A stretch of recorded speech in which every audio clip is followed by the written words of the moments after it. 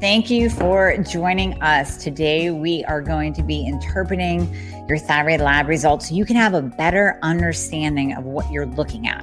So we're going to go over what the standard lab value ranges mean, how they got them in the first place, and then what optimal ranges mean and kind of what different scenarios look like. So you can pair it up with your own and say, yeah, hey, that's me. That's exactly what I'm looking at.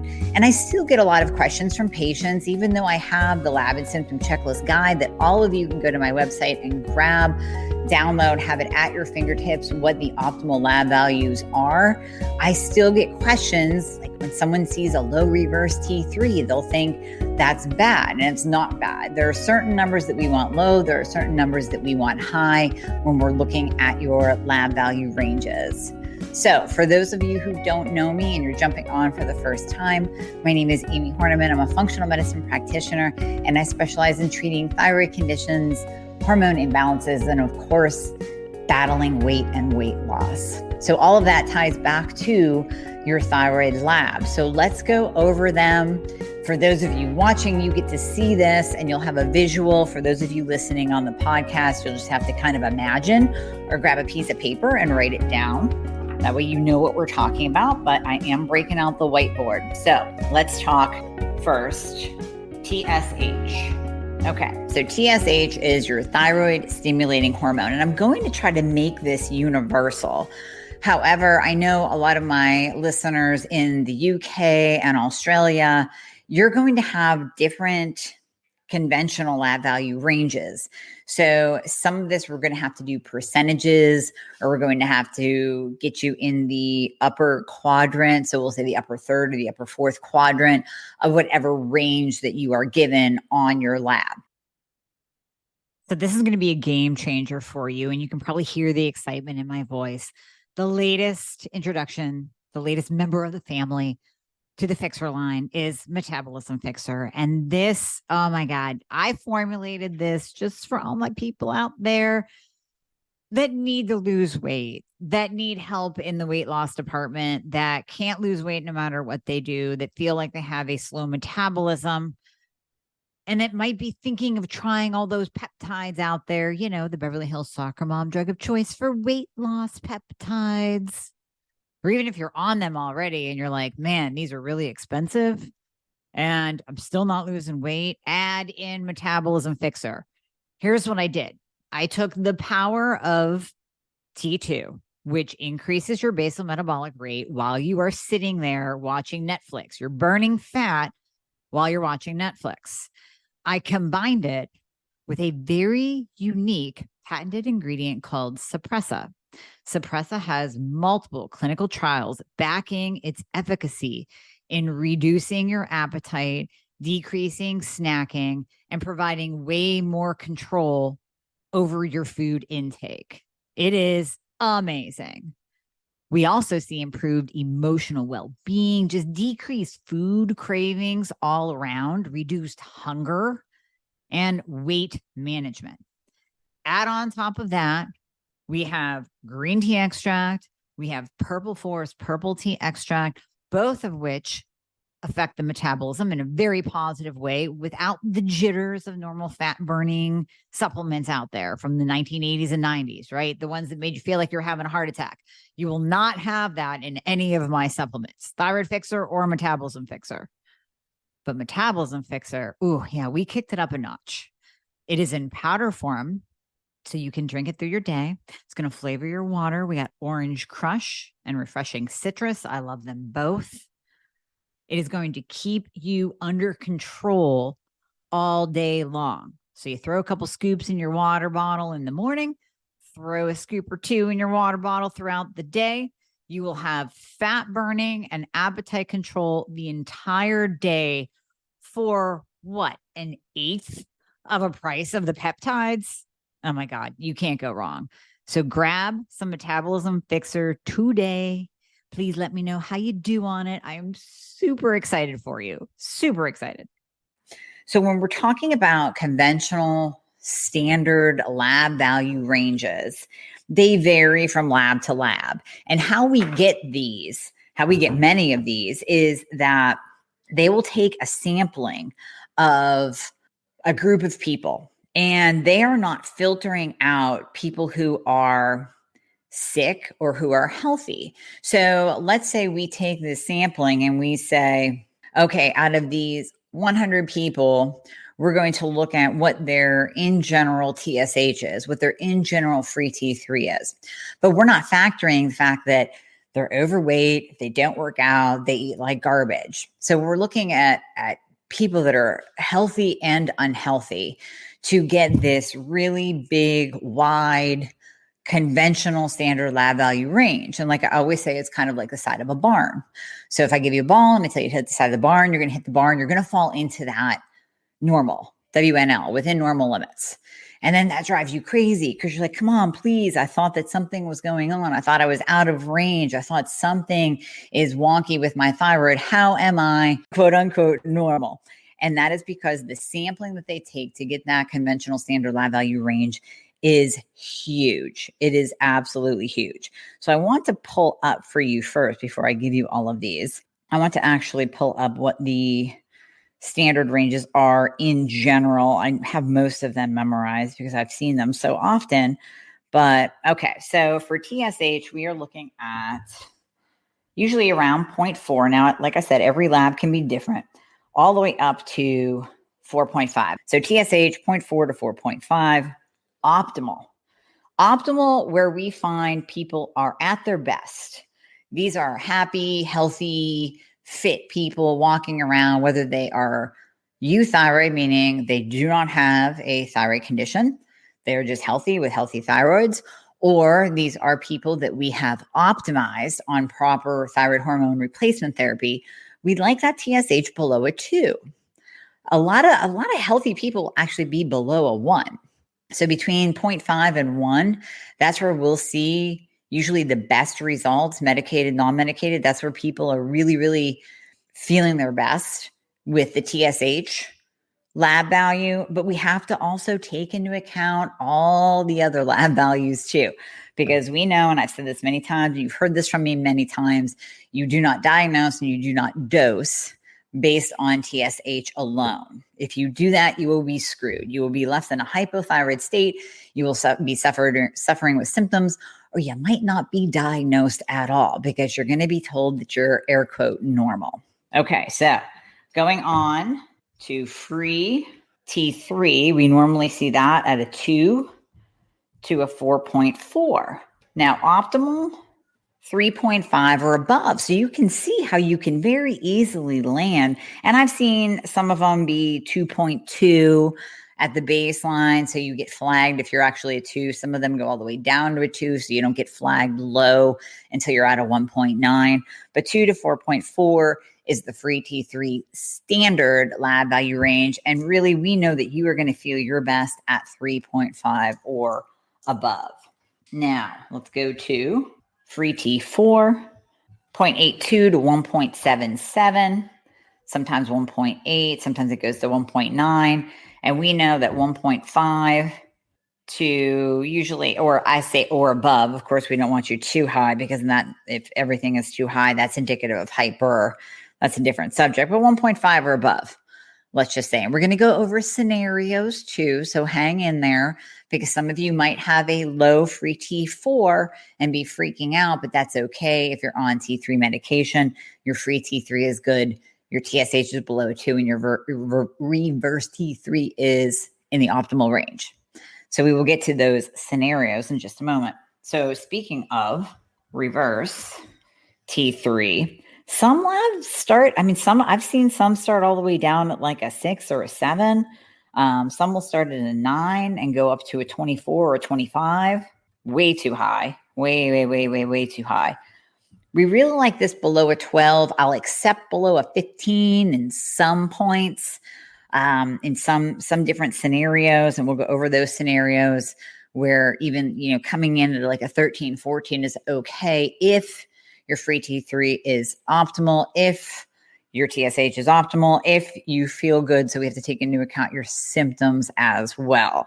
So we have to take into account symptoms as well as lab values. We'll get into that at the end. I just want to touch on what your labs mean first, right? So we can definitely look at total T3. I don't always order it, but sometimes it's really nice to see what that total T3 is. And I'll get to the percentages in a minute for my out of country viewers. The total T3 we want in that upper quadrant. So if someone comes to me and we happen to get a total T3 done, and it's at, let's say, an 80. I mean, that even means that your free T3 is going to be in the basement if your total T3 is low as well. So total T3, we'd like to see about 150 or above if you're in this reference range. I don't really care about free T or total T4, to be quite honest. It's really just not all that important in the grand scheme of things, because we like to look at the free and we like to look at the whole picture and we like to look at your symptoms. So that's more important than total T4. If it's ordered, hey, bonus, whatever. If it's not, I'm not really overly concerned about it.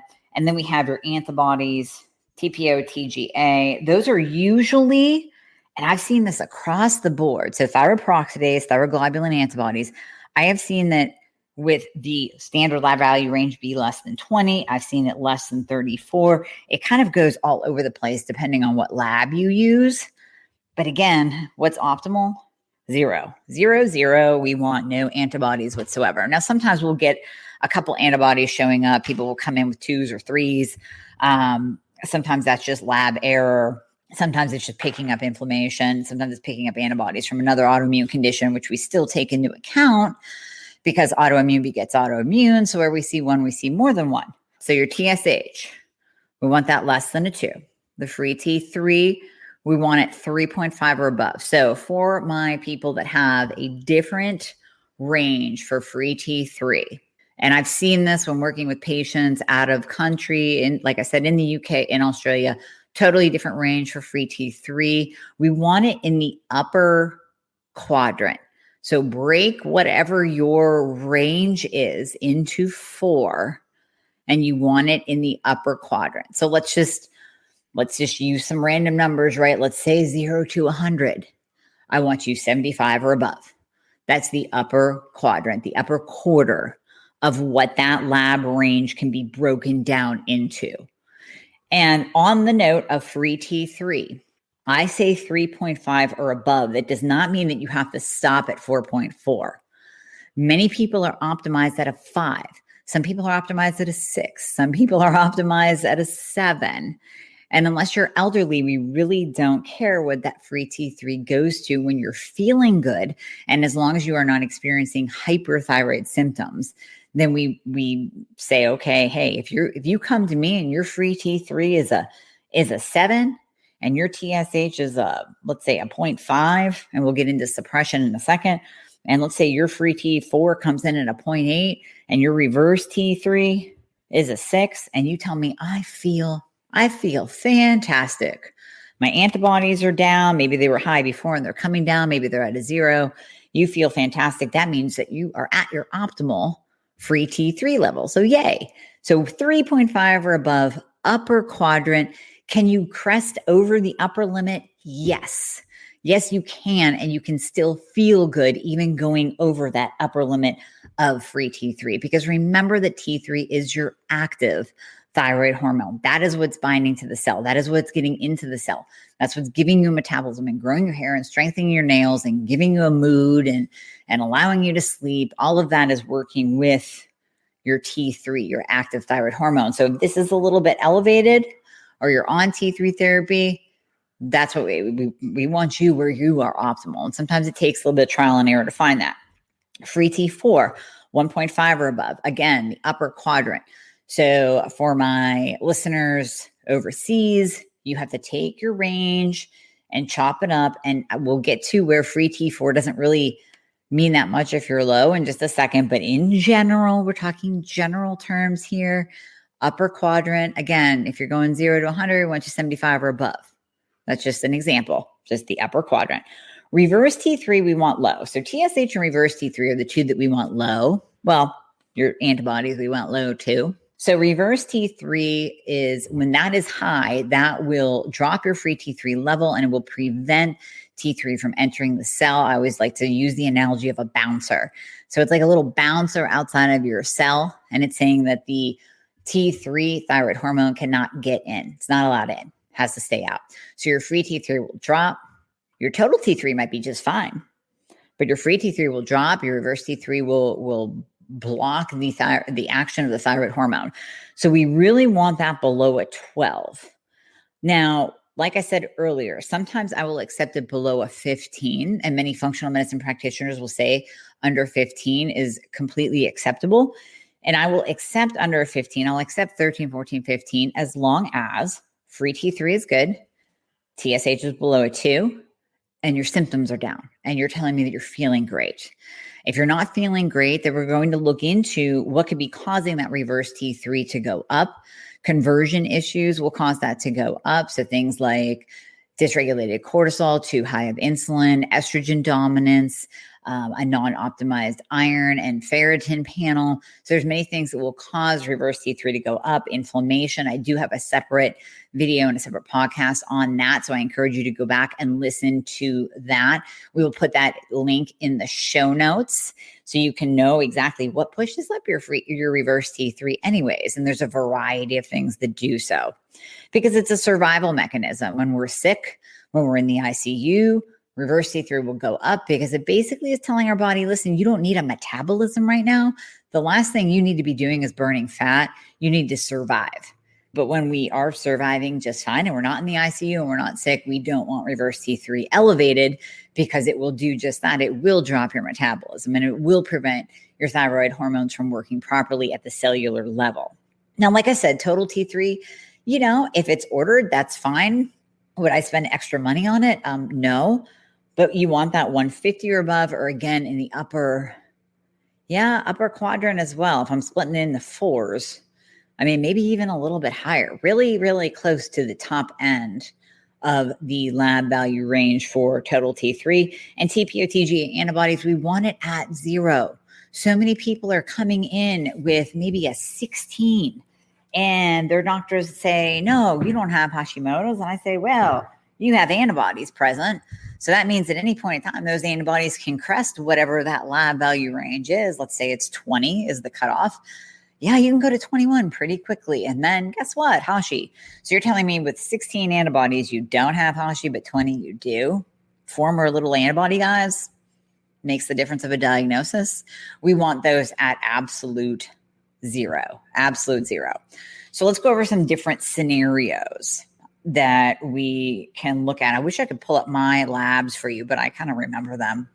I posted them in the Attune Thyroid group. Oh gosh, this is probably during COVID, March, April, something like that. And mine are pretty interesting to look at because if you were a conventional doctor and you looked at my lab values, you would see that you would say to me, you're hyper. You would say, we're going to drop your medication. You are hyperthyroid, and this whole scenario is not cool. But as a functional medicine practitioner, as a thyroid expert, I know that it is cool.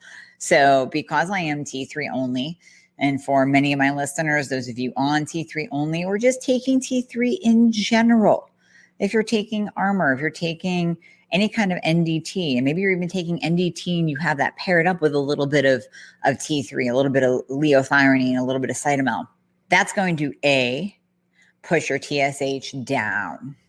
So that is going to suppress your TSH. It might be very, very, very suppressed.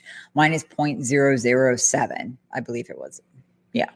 And I've seen that since in many of my patients, especially those taking T3 only, that TSH level goes down. Now, we've said before that TSH can go down even on T4. Even if you're stuck on Synthroid, stuck on Levo, and you're on T4 only, that TSH can still go down, but it's more likely to be suppressed when you're on some kind of T3 therapy. We want it suppressed post-cancer. So if you have been diagnosed with thyroid cancer, you had a partial or total thyroidectomy, we want that TSH suppressed to prevent new tissue growth. So actually that's really good when it's a 0.0 something.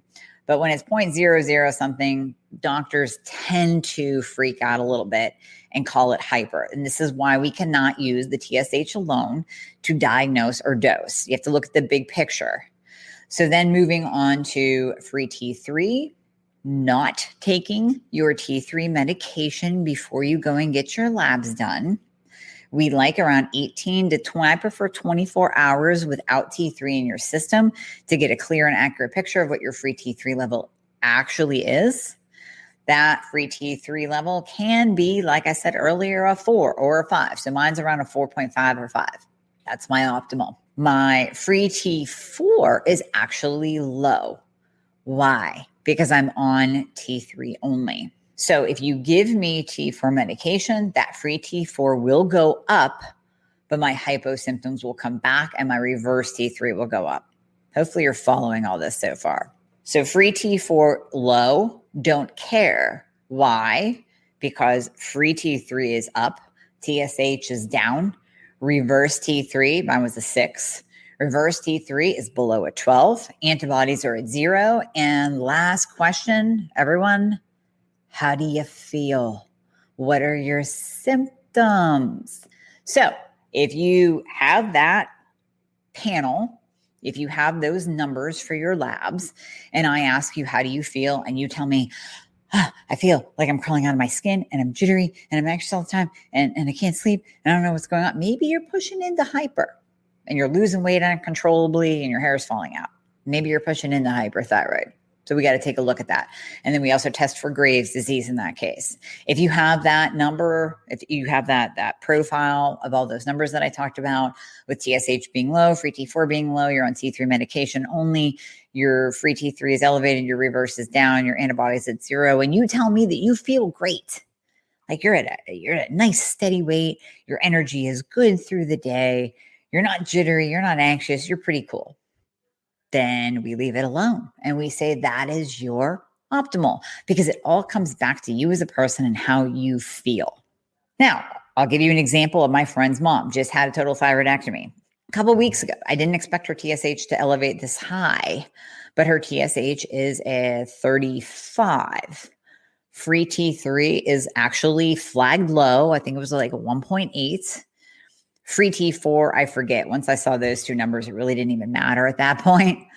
So to get those numbers down, and considering it is post-thyroidectomy, what do you think she's put on?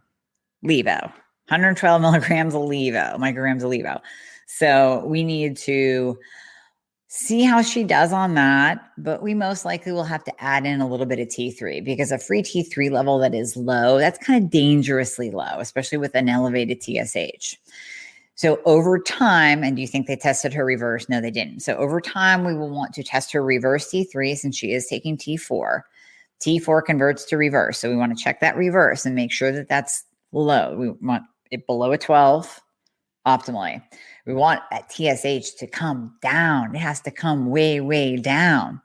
And that has to drop under 2. We do not want tissue growth. Actually, I would like it below a 1, quite honestly.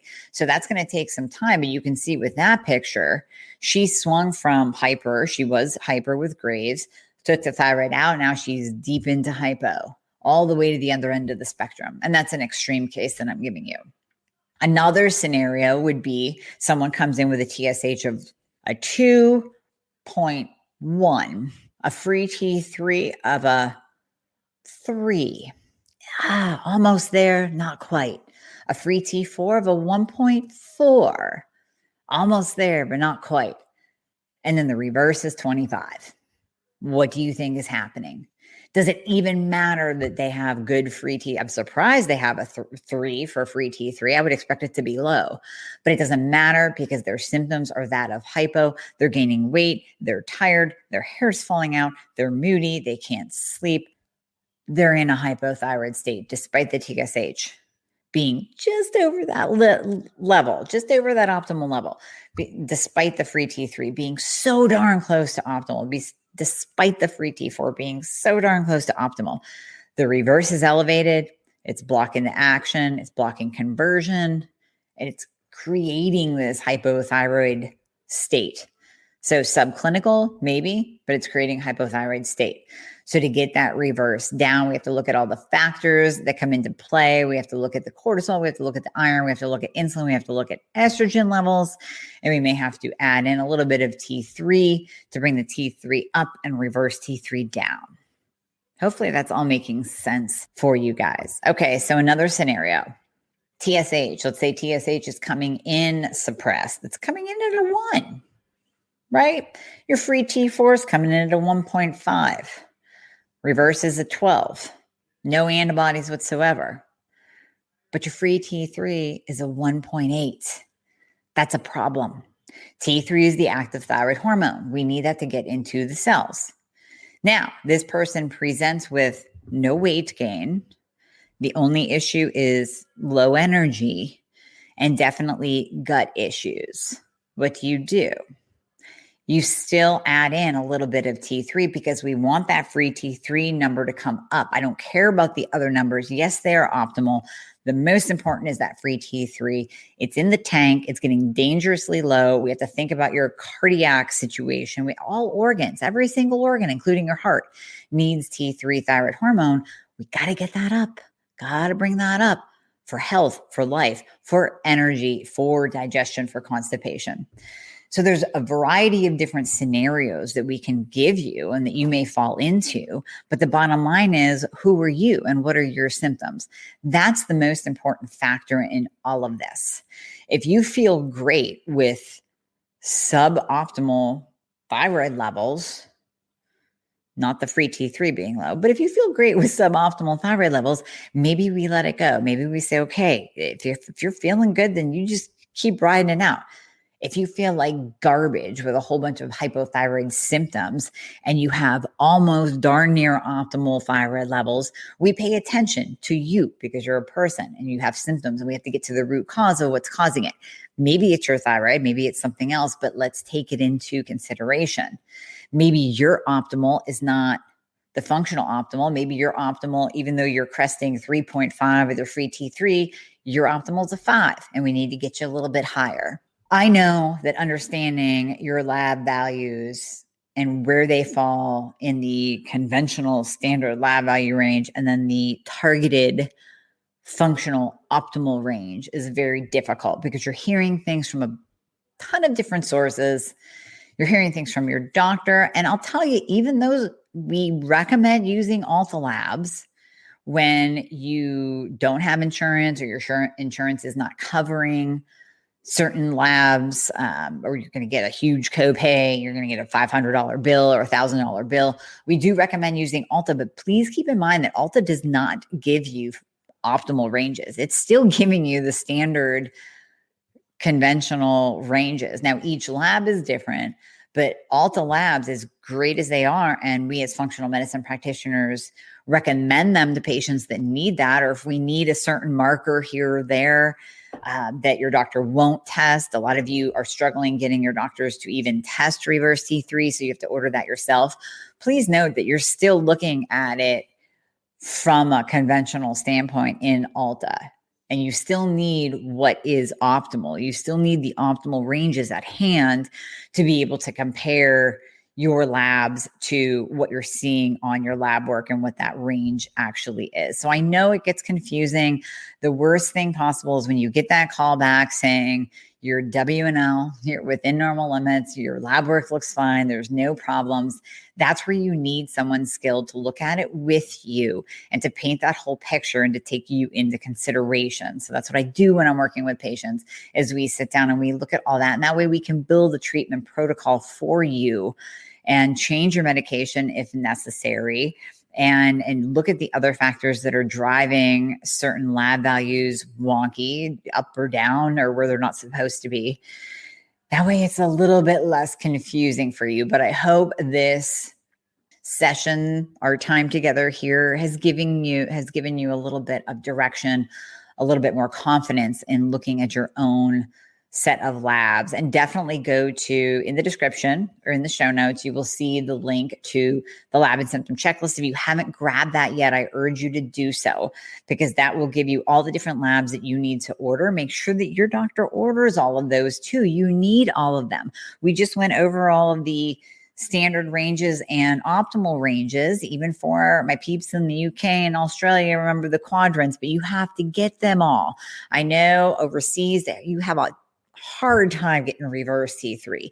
You normally have to pay out of pocket for that, but I encourage you to do so that you have that whole picture. Without all of those labs, there's no way we can have that entire picture of what your thyroid is doing, and we can't accurately pair that up with your symptoms. Now, are there other labs that I would like to get? Yes, that's a total other video. That's another podcast. We will get to that. But this, I just wanted to focus on those thyroid labs, because so many of you are questioning when you get your labs back. You're questioning your reverse T3. Let's say it's coming in and it's flagged normal, but you're at an 18 or you're at a 20.